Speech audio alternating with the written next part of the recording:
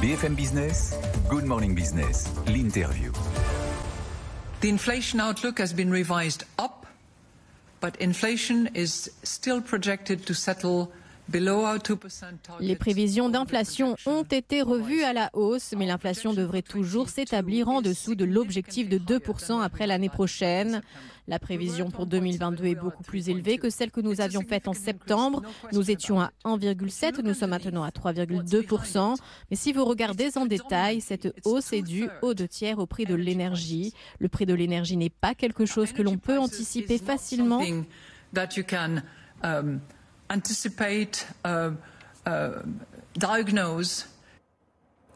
François Villeroy de Galhau, le gouverneur de la Banque de France, est mon invité. Il est au board des gouverneurs de la Banque Centrale Européenne. Bonjour. Bonjour, Christophe Jacobusine. Alors, on vient d'écouter Christine Lagarde. Est-ce que vous n'êtes pas un peu naïf, et Christine Lagarde, et vous, les gouverneurs des banques centrales européennes, de dire l'inflation, c'est temporaire, 2022 et en 2023, tout rentrera dans l'ordre, monsieur le gouverneur? Alors, je crois que nous sommes tous sauf naïfs.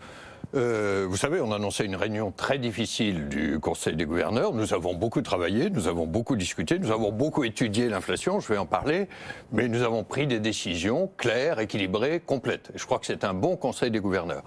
Alors, sur l'inflation, quelle est la situation? Parce que vous savez, il faut être d'un pragmatisme total, c'est-à-dire regarder les données. Nous regardons un peu les prévisions, les modèles, les anticipations des marchés, mais nous regardons surtout les données et nous écoutons les chefs d'entreprise. Il y a une bosse d'inflation incontestable. On vient de l'entendre de la part de Christine Lagarde. Elle est plus élevée que prévu en 2021-2022, essentiellement à cause des prix de l'énergie. Et elle dure un peu plus longtemps que prévu. Donc une prévision de 3,2% en moyenne 2022. Au passage, cette moyenne recouvre une tendance assez différente, c'est-à-dire que l'inflation devrait baisser progressivement au long de l'année. Donc un peu plus fort en début d'année, absolument, on est probablement assez près du pic d'inflation. Mais nous restons extrêmement vigilants. Encore une fois, on est guidé par les données, pas par des croyances, des paris, on est tout sauf naïfs. Mais c'est ça, je crois, la perspective. Après, nous convergeons vers notre objectif d'inflation de 2%. Et ça, c'est une bonne nouvelle. Mais ça, c'est votre analyse qui vous donne un prétexte pour ne pas monter les taux au moment où la banque... Après, si vous voulez bien, on va revenir sur la décision de politique monétaire parce que nous avons apporté des changements très importants hier. Mais cette prévision d'inflation autour de 2% en 2023-2024, au passage, c'est celle de la quasi-totalité des organisations internationales et des prévisionnistes privés. Et ça veut dire quelque chose d'important qu'on n'a peut-être pas assez souligné. C'est qu'après la bosse, qui encore une fois nous prenons au sérieux, après la bosse, on ne revient pas au régime pré-Covid, souvenez-vous, d'inflation très faible. Il y a d'une certaine façon un nouveau régime d'inflation autour de l'objectif de 2%. Ça ressemble plus à certains égards à ce qu'on connaissait avant la crise financière dans les années 2000-2007. Et j'ajoute qu'il ne faut peut-être pas donner aujourd'hui une importance exagérée à un écart de 0,2%. La prévision est à 1,8, l'objectif est à 2. Ça, c'est la marge d'incertitude dans l'horizon de prévision 2024. Nous ajusterons à l'avenir notre politique monétaire. On peut le faire à tout moment en fonction des données réelles que nous observerons. Il y a un pilotage, si vous voulez, très pragmatique et auprès, si j'ose dire, en employant un terme de navigation, un pilotage serré de la politique monétaire en fonction de la situation réelle. Mais voilà aujourd'hui le scénario central. Mais monsieur le gouverneur, vous dites que vous parlez aux chefs d'entreprise. Nous aussi ici, et beaucoup nous disent qu'ils pensaient que l'inflation serait temporaire. On a eu Dominique Schelcher, le patron de Système U, il y a 2 jours. Il nous dit qu'il y aura une hausse des prix de 3-4% l'an prochain parce qu'on négocie avec l'agroalimentaire. On a les industriels qui nous disent les pénuries. Ça ne va pas durer 3 mois, ça ne va pas durer 6 mois. Léo nous dit que ça va peut-être durer 2 ans sur certaines pièces, et donc ça renchérit les coûts. Et puis là, il y a les salaires, les NAO en ce moment, qui avec des augmentations de salaire, est-ce qu'on n'est pas en train... Le risque, c'est que cette spirale que vous connaissez bien comme gouverneur, ce risque de la spirale inflation-salaire ne s'enclenche. Alors, j'écoute les chefs d'entreprise autant que vous, et j'ai un immense respect. J'ai un immense respect pour la difficulté de leur action. Dans une reprise qui est forte, quand même, on va en parler, mais c'est sûr qu'il y a cette tension sur l'approvisionnement et sur les prix. Et sur les salaires et les salaires, les négociations sont devant nous. Tout ça fait partie des choses que nous regardons de très près, avec modestie. Je crois que tout le monde doit être humble dans cette période d'incertitude. Mais il y a 2 erreurs possibles sur la politique monétaire. Ça serait de resserrer trop tôt, alors que la plupart des analystes pensent que ces difficultés sont réelles mais temporaires. En sens inverse, si elles devenaient persistantes et qu'elles duraient plus longtemps, ça serait de ne pas réagir. Au passage, nous avons dit hier que nous nous adapterions à tout moment. Il y a un mot qu'on a beaucoup employé, qui n'est pas très joli, c'est le mot d'optionnalité. Si on était dans un scénario d'inflation plus durable, qui encore une fois n'est pas notre scénario central, à ce moment-là, nous n'hésiterions pas à agir et nous avons les moyens d'agir. Qu'est-ce que nous avons décidé hier? Parce qu'il y a eu des décisions très importantes. Hein. La première décision, ça a été d'arrêter, comme nous l'avions dit, en temps et en heure, les programmes exceptionnels de crise. 2 programmes exceptionnels, c'est-à-dire les achats nets au titre du fameux PEP, le programme d'achat d'actifs massifs, et puis le TLTRO, qui est peut-être moins connu, c'est un programme de refinancement des banques à conditions ultra favorables. Nous arrêtons ces conditions ultra favorables.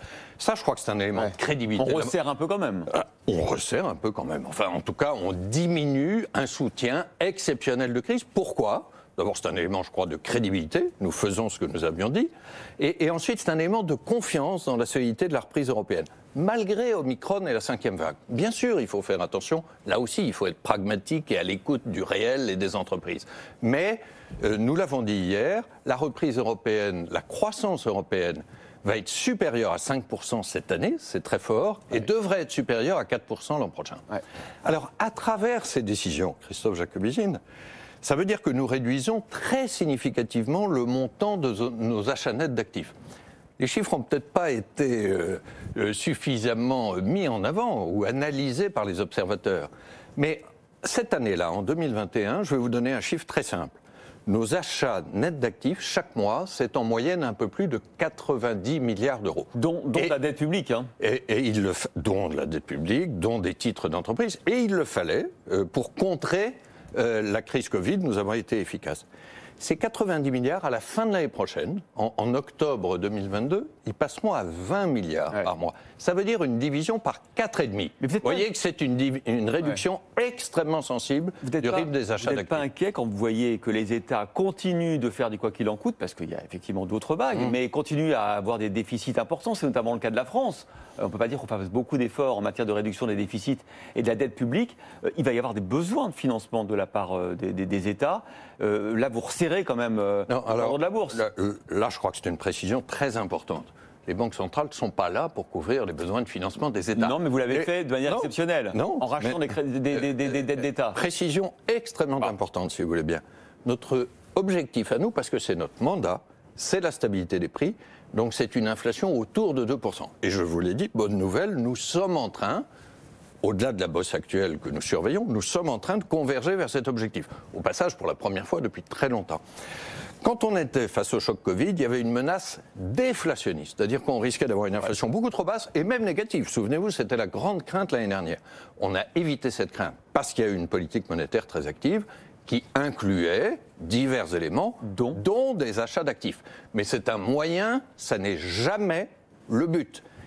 Et c'est très important pour l'avenir. C'est pour ça, effectivement, qu'il faut s'occuper des déficits et de la dette publique, parce que la Banque centrale ne sera pas là en permanence pour éponger les déficits. C'est même interdit de par les traités. Alors, comment expliquez-vous, monsieur le gouverneur, les différences de politique monétaire entre l'Europe, les États-Unis, avec Jérôme Powell qui annonce 3 hausses des taux quand même l'an prochain, et ça passe comme une lettre à la poste sur les marchés, c'est formidable, il est très fort. La Banque d'Angleterre aussi qui augmente ses taux. Alors, tout le monde a le même objectif, une inflation autour de 2%. Mais par contre, il y a des situations économiques différentes. L'inflation est nettement plus forte aux États-Unis et en Grande-Bretagne. Le marché de l'emploi est beaucoup plus tendu. Ils sont au plein emploi, avec des tensions sur les salaires qu'on observe déjà. Vous pourriez regarder à l'autre bout du monde, la Banque du Japon vient de décider au contraire de maintenir inchangée sa politique monétaire et même, à l'inverse de nous, de prolonger son programme de crise. Pourquoi ? Parce qu'ils ont une inflation très faible.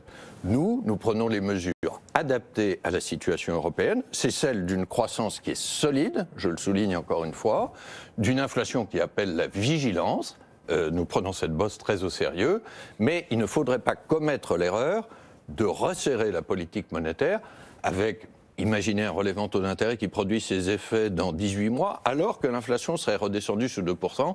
Ça serait l'erreur du premier type. Une dernière question, à quand un euro numérique, un euro blockchain? Alors, nous avons lancé une expérimentation d'euro numérique de détail pour les particuliers au niveau de la Banque Centrale Européenne. On fera les bilans de cette expérimentation en 2023. Nous complétons au niveau de la Banque de France par des expérimentations d'euro numérique, ce qu'on appelle de gros. C'est-à-dire, on vient de conclure des expérimentations très intéressantes sur l'interbancaire, une monnaie numérique utilisée entre banques, et nous allons commencer des expérimentations transfrontières, entre monnaies. Et je crois une fierté qu'on peut avoir pour Paris, pour la France, c'est que la Banque de France vient d'être choisie, avec la Bundesbank allemande, pour accueillir ce qu'on appelle le Innovation Hub, le laboratoire d'innovation de la Banque des règlements internationaux à l'échelle mondiale. Je crois que c'est une belle reconnaissance de l'avance française en la matière. Vous n'avez pas encore de Bitcoin? Je n'ai pas de Bitcoin. Il est possible d'investir en Bitcoin. Je profite pour dire pour ceux qui nous écoutent, c'est un actif. Ça n'est évidemment pas une monnaie, ça n'a aucune des caractéristiques d'une monnaie. C'est très risqué. C'est un actif très spéculatif qui présente des risques et qu'il faut réserver à des investisseurs très avisés. Vous faites bien de préciser. Merci François Villeroy de Gallo-Guenard de la Banque de France d'avoir été avec nous pour débriefer cette décision très importante de la BCE hier.